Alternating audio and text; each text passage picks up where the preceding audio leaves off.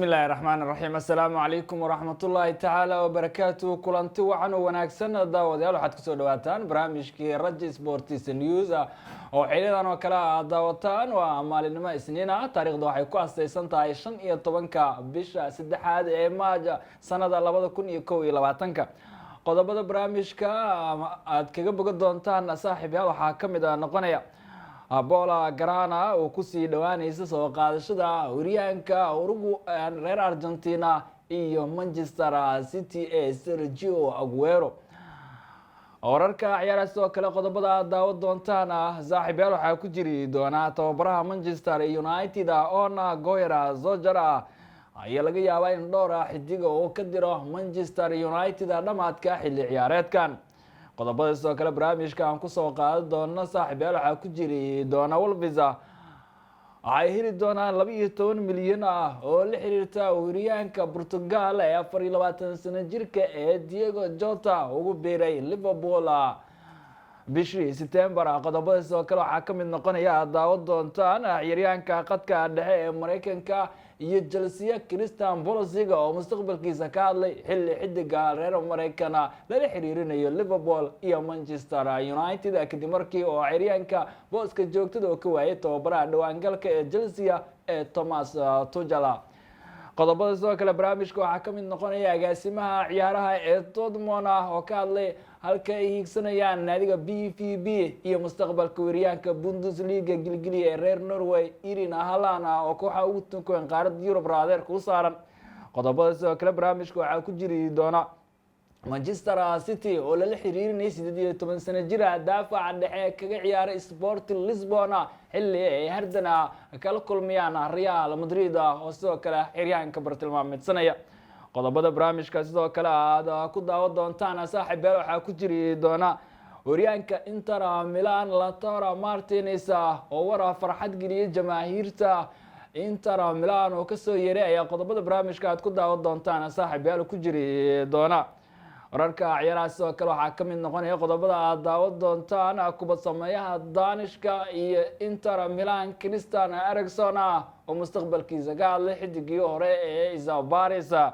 wararka ciyaaraha sidoo kale waxaa ku jiri doona Chelsea oo dalbadeen 20 milyan oo lacagta euraha oo la xiriirta daafaca reer Talyaani Emerson Palmieri oo xiise ka helaya kooxaha Inter Milan iyo Napoli oo ku raad jooga adeega ciyaaryahanka reer Talyaani gacanta ay ku dhigaan xilli ciyaareedka soo aadana.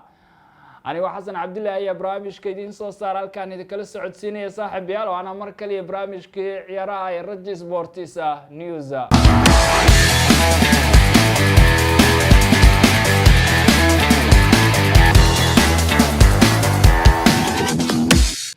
mar kale kulanti waxaan wanaagsan daawadayaal qodobadii aad daawateen haddii aan guda galnana waxaan ku bilaabayaa naadiga Catalanka ee horyaalka dalka Spain ee Primera Division ciyaarta Barcelona ayaa ku sii dhawaanaya soo qaadashada 32 sano jirka weerarka kaga ciyaara Argentina iyo Sky Blues Sergio Aguero oo dhamaadkii xilli ciyaareedkan qandaraaskiisa oo dhacayo.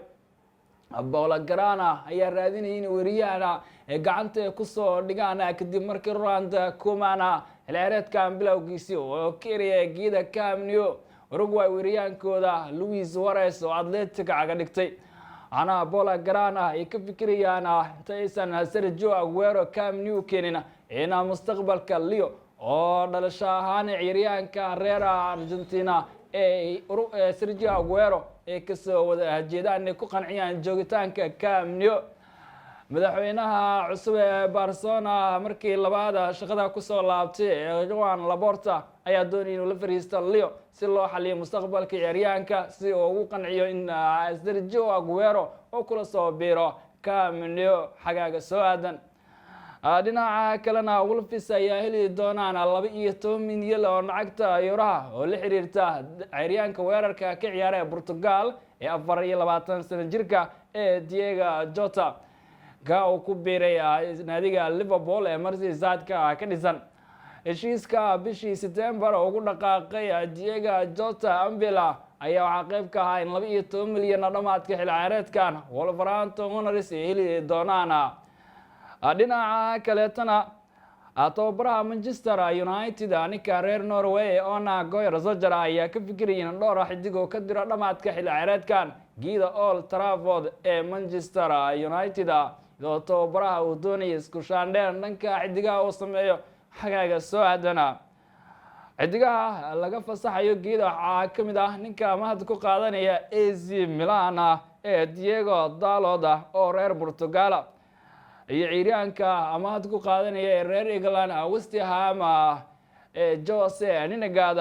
iyo tababaraha oo doonaya inuu reebo ciyaaryahanka reer England Philip Jones oo daafaca dhexe kaga ciyaara waana 29 sano jir reer England ana xidigaha la diray ku jira qawaana Mata oo reer Spain oo dada haraynayso dhinaca kalena ciyaaryahanka qadka dhexe ee Mareykanka iyo naadiga Blues Chelsea Christian Pulisic ayaa doonaya inuu booskiisa joogtada ee galbeedka lana naadiga ka dhisan ee Chelsea u dagaalamo ciyaaryahankii hore ee Dortmund ayaa booska joogtada ka waayay tababaraha dhawaangalka ee Chelsea ee Thomas Tuchel waxaana xiise ka helaya kooxaha Premier League Chelsea ay ku xafiltamaan Liverpool iyo Manchester United ciyaaryahanka reer Mareykan oo 22 sano jir ayaa dazaan u sheegay inuu doonayo inuu booskiisa joogtada oo u dagaalamo geedida Stamford Bridge oo Blue ay ku ciyaaraan dhinaca kaleetana ciyaarsimaha ciyaaraha ee Borussia Dortmund Mitchell ayaa shaaca ka qaaday inay doonayaan BVB in boosaska ugu dambeeya ee koobka horyaalada Yurub ee gaaraan ujeedka Dortmund ayaa in aan qeybaha kale ee Champions League aan u sii dagaalamno ayuu agaasimaha ciyaaraha isagoo dhanka kale ka hadlay 20 sano jirka Dortmund waxdaraha ka dhigaya ee Erling Haaland oo kooxaha ugu tunkoon qaaradda Yurub ay ku dagaalamayaan Haaland oo ciyaaryahan inaga naga tirsan ayuu yiri agaasima Mitchell oo shaaca ka qaaday in Norwegianka ee doonayaan geeda caanka ee Signal ee Donnerberg xaga soo aadan ay ku sii celiyaan dhinaca kalena Manchester City ayaa la xiriirinaya 18 sano jirka daafaca kaga ciyaara Sporting Lisbon ee Nuno Mendes 18 sano jirkan ayaa ka mid ah xidigaha waxdaraha ka dhigay horyaalka dalka Portugal daafaca dhexe ayuuna kaga ciyaara Sporting Lisbon Pep Guardiola wiilasha oo maamule ee Sky Blue ayaa waxay loolan kala kulmayaan Zidane wiilasha oo maamule Real Madrid oo dhankooda raadinaya bedelka waylka reer Spain ee daafaca dhexe Spain iyo Real Madrid kaga ciyaaray Sergio Ramos dhinaca kaleetana wariyaanka Inter Milan Lautaro Martinez ayaa waxa ka soo yeeray war farxad geliyay jamaahiirta Inter Milan ciyaaryahanka reer Argentina oo la xiriirinayo kooxaha inta ku qaaradda Yurub gaar ahaan Bola Grana ayaa shaaca ka qaaday in haatan ee wadahadalo socdaan Inter Milan suurtagalna ay tahay inuu qandaraas cusub oo siiyo naadiga San Siro ku ciyaartay Inter Milan haatan wadahadalo ayaa inoo soconaya maamulka Inter Milan iyo wakiilkayga oo yiri Lautaro waxaan rajaynayaa in maalimaha soo aadana aan qandaraas cusub isku raaci doono Inter Milan ayuu yiri Lautaro oo la xiriirinayo kooxaha Barcelona iyo naadiga la yiraahdo Real Madrid oo kamid ah kooxaha ugu tunkoon qaaradda Yurub dhinaca kaleetana kubad sameeyaha Danishka iyo Inter Milan Christian Eriksen ayaa shaaca ka qaaday inuu doonayo inuu ku sii sugnaado San Siro kubad sameeyaha reer Denmark ayaa booska joogtada keenan Inter Milan la kulamada ugu dambeeyay ayuu qaab ciyaareed sare soo bandhigay kadib markii Antonio Conte oo shaxdiisa ku soo daray ciyaaryahanka reer Danish ee Christian Eriksen ayaa shaaca ka qaaday inuu doonayo inuu iska sii joogo San Siro iyadoo ciyaaryahanka la xiriirinayo Premier League inuu dib ugu laabto